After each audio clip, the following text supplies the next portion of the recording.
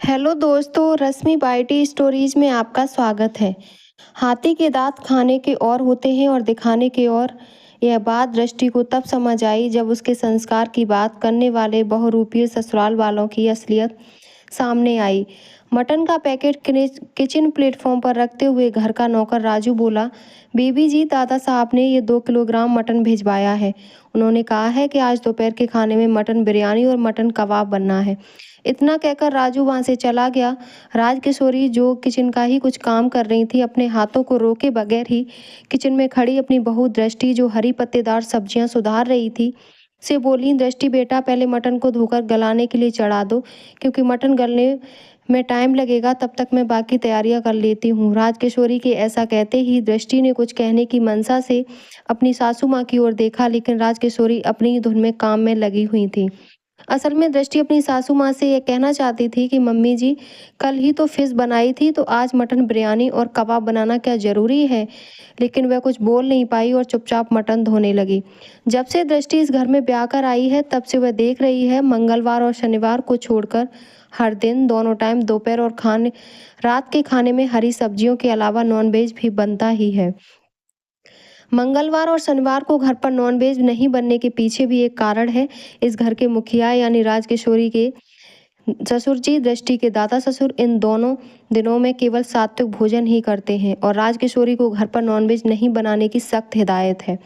घर पर नॉनवेज अवश्य इन दोनों दिनों में नहीं बनता, लेकिन राजकिशोरी के पति और बेटे, मतलब दृष्टि के ससुर और पति, दोनों ही घर के बाहर नॉनवेज खा ही लेते हैं। बाहर खाने में कोई रोक टोक नहीं है, केवल मंगलवार और शनिवार को घर के किचन में सात्विक भोजन ही बनता है। दृष्टि का ब्याह 4 महीने पहले शहर के जाने माने राजनीतिक व रसूखदार परिवार में हुआ है। उसके दादा ससुर ठाकुर शिव प्रताप सिंह पूर्व विधायक रह चुके हैं। ससुर ठाकुर सुमित प्रताप सिंह वर्तमान में सांसद हैं और दृष्टि के पति ठाकुर अतुल सिंह राजनीति में अपने पैर जमा रहे हैं, या यूं कह सकते हैं कि उन्हें विरासत में जमा जमाया राजपाट मिल ही गया है। कुल मिलाकर पूरा का पूरा परिवार जनसेवा, राष्ट्रीय सेवा में तल्लीन है। दृष्टि भी कोई छोटे मोटे परिवार से ताल्लुक नहीं रखती है, वह भी शहर के प्रतिष्ठित परिवार से है। उसके पिता शहर के सम्मानित, प्रतिष्ठित व शहर के बहुत बड़े जाने माने उद्योगपति हैं। शहर में दोनों ही परिवारों का डंका बजता है। हाथी के दांत खाने के और होते हैं और दिखाने के और। यह कहावत ऐसे ही प्रसिद्ध नहीं है। अक्सर यह देखा गया है कि हमारे आसपास और इस दुनिया में ऐसे अनगिनत लोग हैं जिन्हें समझ पाना आसान नहीं है। इस तरह के लोग जैसा दिखते हैं वैसे होते नहीं हैं। ये लोग कहते कुछ हैं और करते कुछ। उनका वास्तविक रूप कुछ और होता है। वे दुनिया के समक्ष खुद को कुछ और ही रूप में प्रस्तुत करते हैं। हम उन्हें बहुरूपियों की संज्ञा भी दे सकते हैं, जो अक्सर समय के साथ साथ अपना रूप व स्वभाव बदलते ही रहते हैं। या फिर गिरगिट भी कह सकते हैं। साधु बनकर संस्कार, संस्कृति और संयम का पाठ पढ़ाने वाले ये बहुरूपी असल जिंदगी में चांडाल होते हैं। यही हाल दृष्टि के ससुराल वालों का भी है। उनका राजनीतिक चेहरा कुछ और ही है और वास्तविकता कुछ और। ठाकुर परिवार की पूरी राजनीति धर्म, धर्म की रक्षा, नारी सुरक्षा और उसकी आज़ादी पर ही टिकी हुई है। दृष्टि जब इस घर में ब्याह कर आई तो वह इस बात से बेखबर थी कि उसका ससुराल जिन मुद्दों को लेकर आवाज़ उठाता है, प्रेस कॉन्फ्रेंस करता है, असल में उन्हें उन मुद्दों से कोई लेना देना ही नहीं है। वह तो बस एक राजनीतिक एजेंडा है जिसके जरिए ये सब बस अपना स्वार्थ साधते हैं। अपनी रोटियां सेकने के लिए ही ये सादा प्रपंच करते हैं और भोली भाली जनता उन्हें अपना और अपने धर्म का रक्षक समझकर सिर आंखों पर बिठाए रखती है। दृष्टि जब ब्याह कर आई तो उसकी पलकों में अनगिनत सपने थे जिन्हें वह साकार रूप देना चाहती थी। शादी से पहले दृष्टि एक समाज सेवी संस्था से जुड़ी हुई थी, जिसके जरिए वह गरीब, लाचार व घर परिवार से प्रताड़ित महिलाओं की मदद किया करती थी, उन्हें जीने की नई राह दिखाती थी। दृष्टि को इस बात का अंदेशा ही नहीं था कि शादी के बाद उसके जीवन में इतना बड़ा बदलाव आ जाएगा। दूसरों के इंसाफ व अधिकार के लिए लड़ने वाले को खुद अपने अधिकार व स्वतंत्रता के लिए भी एक दिन लड़ना पड़ेगा। दृष्टि इस खुशफहमी में थी कि वह ऐसे परिवार में ब्याह कर जा रही है जहां नारी सुरक्षा और नारी स्वतंत्रता जैसे मुद्दों को गंभीरता से लिया जाता है, उस पर आवाज़ उठाई जाती है और आंदोलन भी किए जाते हैं। लेकिन दृष्टि की यह खुशफहमी कुछ ही दिनों में काफूर हो गई जब उसके पति अतुल ने उससे कहा, दृष्टि, अब तुम्हें किसी संस्था के लिए काम करने की ज़रूरत नहीं। हमारे घर की बहुएं काम नहीं करती। अतुल का सख्त लहजे में इस तरह कहना दृष्टि को बिल्कुल भी अच्छा नहीं लगा।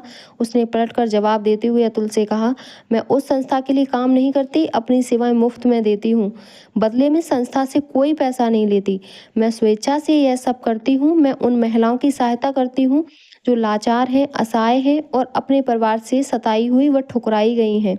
यह सब तो आपके पार्टी एजेंडा में भी है।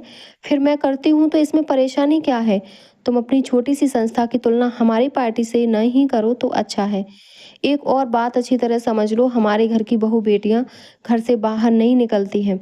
अतुल का यह खुद के पुरुष होने का हुंकार था जो वह दृष्टि के समक्ष दहाड़ रहा था। लेकिन दृष्टि कहाँ डरने वाली थी। वह अतुल के संग भिड़ गई और दोनों के मत संस्था में जाने और नहीं जाने को लेकर बहस बढ़ गई।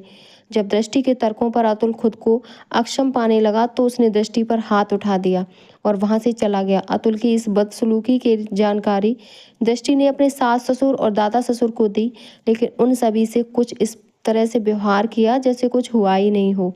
यह देख दृष्टि को बहुत आश्चर्य हुआ और वह गुस्से से तिलमिला उठी। जो लोग हर बार अपने भाषण में आम जनता को संबोधित करते हुए बस एक ही बात दोहराते हैं कि हम नारी का सम्मान, उसका अधिकार और उसकी सुरक्षा चाहते हैं, वही लोग अपने ही घर में महिलाओं को अपने जूते की नोक पर रखना चाहते हैं, अपने पुरुष तत्व की शान समझते हैं। दृष्टि पढ़ी लिखी और साहसी होने के साथ साथ एक जाने माने धनाढ़ व दबंग परिवार की बेटी थी। उसने फौरन अपने मायके अपनी माँ को फ़ोन लगाया और बताया कि अतुल ने उस पर हाथ उठाया है। वह नहीं चाहता कि वह संस्था के लिए काम करे। दृष्टि की सारी बातें सुनने के पश्चात दृष्टि की माँ ने उससे जो कहा उसे सुनकर दृष्टि की आंखें नम हो गईं और उसका मनोबल लड़खड़ा गया। दृष्टि की माँ ने उससे कहा, देखो दृष्टि, अब तुम्हारा ससुराल ही तुम्हारा अपना घर है जहाँ तुम्हें ताउम्र गुजारनी है। तुम जितनी जल्दी ये समझ जाओ उतना अच्छा होगा, तुम्हारे लिए भी और हमारे लिए भी। अपनी ससुराल में तालमेल बिठाना सीखो और वहाँ के तौर तरीके अपना लो। इस तरह छोटी छोटी सी बात पर यहाँ फ़ोन मत किया करो। या तुम्हारा पति नहीं चाहता कि तुम घर से बाहर जाओ, काम करो, तुम मत करो ना। क्या ज़रूरत है समाज सेवा करने की? इज्जतदार और ख़ानदानी लड़कियां अपने ससुराल की इज्जत इस तरह नहीं उछालती। इस बात को गांठ बांध कर रख लो। इतना कहकर दृष्टि की माँ ने फ़ोन रख दिया। उस दिन दृष्टि बहुत रोई। उसके बाद फिर कभी दृष्टि ने अपनी माँ से अपनी किसी भी परेशानी का जिक्र नहीं किया, क्योंकि वह समझ चुकी थी कि एक लड़की आज भी अपने ही माता पिता के लिए अपने ही घर में पराई है। यही सब सोचते हुए गैस चूल्हे पर दृष्टि ने बेमन से मटन धोकर गलाने के लिए चढ़ा दिया और किचन का बाकी काम करते हुए राजकिशोरी से बोली, मम्मी जी, मैं सोच रही हूँ क्यों ना हम एक कुक रख लें। किचन में इतना ज़्यादा काम हो जाता है कि हम खाना बनाने के अलावा कुछ और दूसरा काम कर ही नहीं पाते। दृष्टि के इतना कहते ही काम कर रही राजकिशोरी के हाथ खुद ही रुक गए और वह दृष्टि के करीब आ उसकी हथेलियों को अपनी हथेलियों में ले थपथपाते हुए बोली, बेटा, यह बात दोबारा मत कहना।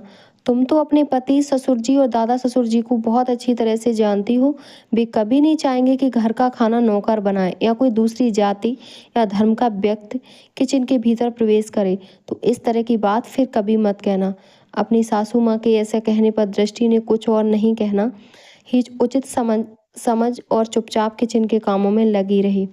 दोपहर के समय जब तीनों पिता पुत्र और पोता खाना खाने बैठे, मटन कबाब खाते हुए ठाकुर सुमित प्रताप सिंह बोले, बाबूजी, 2 दिनों बाद चैत्र नवरात्र शुरू होने वाला है। हमें कुछ ऐसा करना चाहिए जिससे हमारी और हमारी पार्टी की छवि में और अधिक कट्टर सनातनी की छाप बने, जिसे देखकर जनता आगामी चुनाव में हमें ही वोट करे। इस बात पर अपनी प्रतिक्रिया व्यक्त करते हुए ठाकुर अतुल सिंह बोला, पापा, क्यों ना हम एक प्रेस कॉन्फ्रेंस कर मीडिया वालों को बुलाएं और शहर में भव्य पूजा व भंडारा का आयोजन कराएं। नहीं, इसका जनता पर कोई खास प्रभाव नहीं पड़ेगा। कुछ ऐसा करना होगा जिससे शहर में थोड़ी तनाव की स्थिति उत्पन्न हो, लोग उत्तेजित हों, आस्था और धर्म खतरे में है, ऐसा कुछ माहौल बने। राजनीति के अनुभवी और पुराने खिलाड़ी ठाकुर शिव प्रताप सिंह बोले, तो फिर ऐसा क्या करना चाहिए बाबूजी, आप ही बताइए। ठाकुर शिव प्रताप सिंह मटन बिरयानी चटखारे लेकर खाते हुए बोले, एक आइडिया है मेरे पास। इस चैत्र नवरात्र में क्यों न हम यह मांग रखें, पूरे 9 दिन तक हमारे शहर में मटन और चिकन की सारी दुकानें बंद कर दी जाएं, क्योंकि इस समय सभी तो सनातनी धर्म के श्रद्धालु माता की उपासना व आराधना करते हैं। ऐसे में मटन व चिकन की खुलेआम बिक्री सनातन धर्म की आस्था को ठेस पहुंचाने का काम करती है। चेहरे पर कुटिल भाव लाते हुए ठाकुर शिव प्रताप सिंह बोले। इस बात पर ठाकुर सुमित प्रताप सिंह बोले, अरे वाह बाबूजी, आपने क्या बेहतरीन तरकीब निकाली है। इस खबर को तो हर मीडिया, हर अखबार, हर चैनल हाथों हाथ लेगा, बड़ी ही प्रमुखता के साथ दिखाएगा। हमारी पार्टी वैसे भी सनातनी धर्म की पक्षधर कहलाती है। इस विरोध के पश्चात तो और अधिक लोकप्रियता बढ़ जाएगी।